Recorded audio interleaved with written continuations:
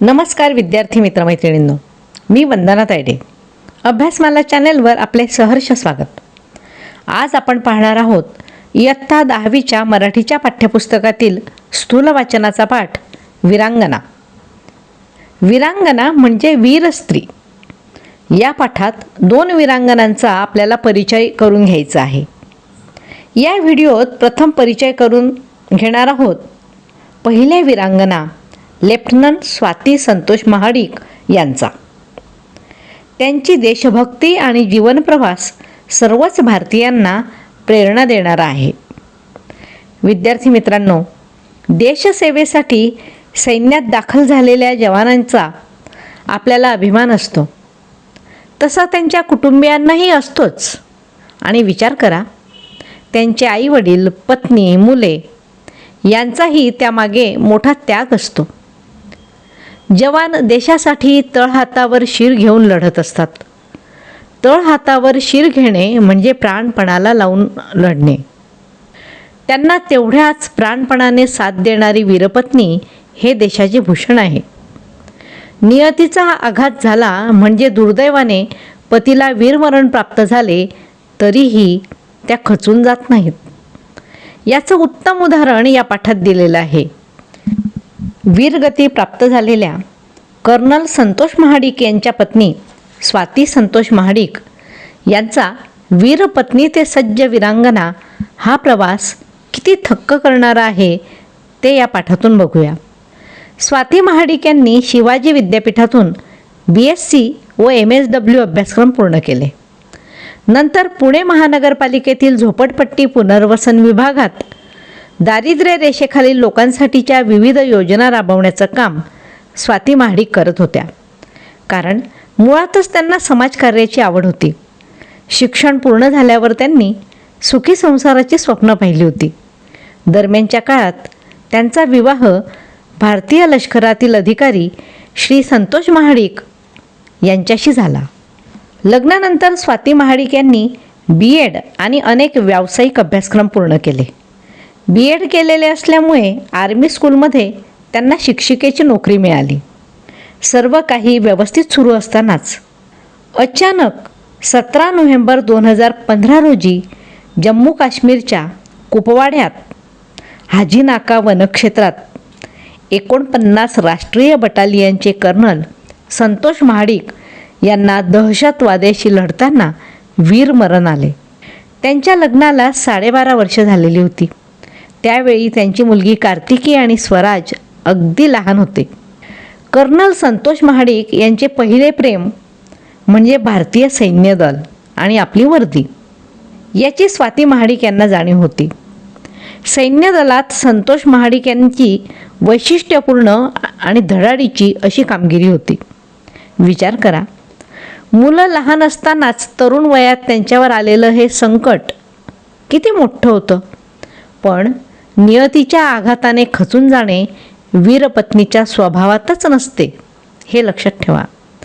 असीम धैर्य म्हणजे धाडस असलेल्या स्वाती महाडिक यांनी पतीच्या अंत्यविधीच्या वेळीच भारतीय सैन्यात रुजू होण्याचा निश्चय केला आणि आपला निर्णय पूर्ण करण्याचा ध्यास घेतला.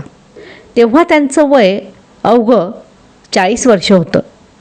या वयात सैन्यात भरती होता येत नाही, परंतु त्यांनी विशेष परवानगी घेऊन वयाची अट शिथिल करून घेतली आणि स्वतःला सिद्ध करत स्टेट सिलेक्शन बोर्डाची परीक्षा पहिल्या प्रयत्नात उत्तीर्ण झाल्या.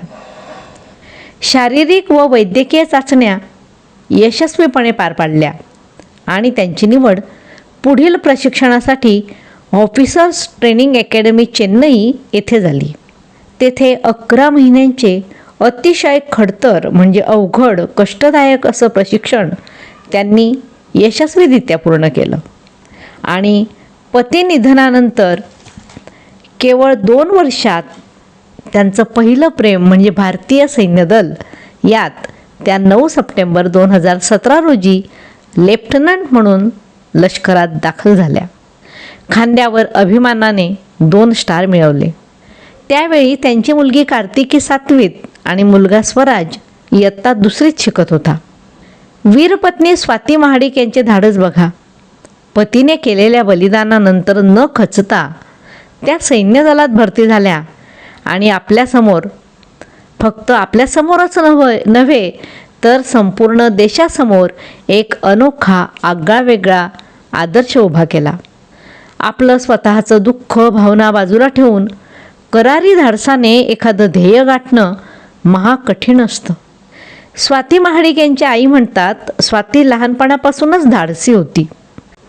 माहेरच्या आणि सासरच्या दोन्हीकडच्या लोकांना त्यांचा अभिमान होता. पतीच्या मृत्यूनंतर समाजाने त्यांना शिक्षण क्षेत्रात व राजकीय क्षेत्रात अनेक मानाच्या संधी व आरामाचे म्हणजे सुखासीन आयुष्य देऊ केलं होतं. पण त्यांनी ती सर्व प्रलोभनं झुगारली. स्वतः सैन्यात जाण्याचा निर्णय तर घेतलाच, पण पित्याचे छत्र हरवलेल्या दोन्ही मुलांनाही सैन्यात पाठवण्याचा निर्धार म्हणजे देशप्रेमाचे आणि जिद्दीचे मूर्त रूप आहे. स्वाती महाडिक यांनी प्रशिक्षण घेतलं तेव्हा त्यांच्यासोबत 22-23 वर्षाच्या तरुण मुली प्रशिक्षण घेत होत्या. त्यांच्यापेक्षाही स्वाती महाडिक यांचा उत्साह मोठा होता. हे प्रशिक्षण त्यांना वेदनेचा आणि दुःखाचा विसर पाडून पुढे नेणारं ठरलं असं त्या म्हणतात. त्यामुळे त्यांना ते खडतर वाटलं नाही. निग्रही, करारी आणि धाडसी अशा या रणरागिणीचा जीवनाकडे पाहण्याचा दृष्टिकोन किती सकारात्मक होता ते पहा. त्या म्हणतात, आर्मीचे जीवन ही फक्त नोकरी नाही, तर तो जीवन जगण्याचा एक वैशिष्ट्यपूर्ण मार्ग आहे. तेथे शारीरिक क्षमतेपेक्षा मानसिक बल, आत्मबल महत्त्वाचं ठरतं. आपण जे काम करतो मग ते कोणतेही असो, त्याबद्दल आणखीन जाणून घेणं, अधिक शिकणं हे जीवनाच्या प्रत्येक टप्प्यावर महत्त्वाचं असतं. मित्रमैत्रिणींनो, आजच्या पुरुषप्रधान संस्कृती असलेल्या भारतातील अनेक मुलींना आणि स्त्रियांना सैन्य दलात भरती होण्याची प्रेरणा देऊन वैभवशाली नव्या भारताचं स्वप्न त्या उभ्या करतात. अशा प्रकारे भारत मातेची सेवा करण्यासाठी सज्ज झालेल्या या वीरांगनेला सादर प्रणाम. पुढील वीरांगना सब इन्स्पेक्टर रेखा मिश्रा यांचा परिचय आपण पुढील व्हिडिओत पाहणार आहोत. तो सुद्धा जरूर पहा. व्हिडिओ आवडला असेलच मग लाईक करा आणि आपल्या मित्रमैत्रिणींना शेअर करायला विसरू नका. धन्यवाद.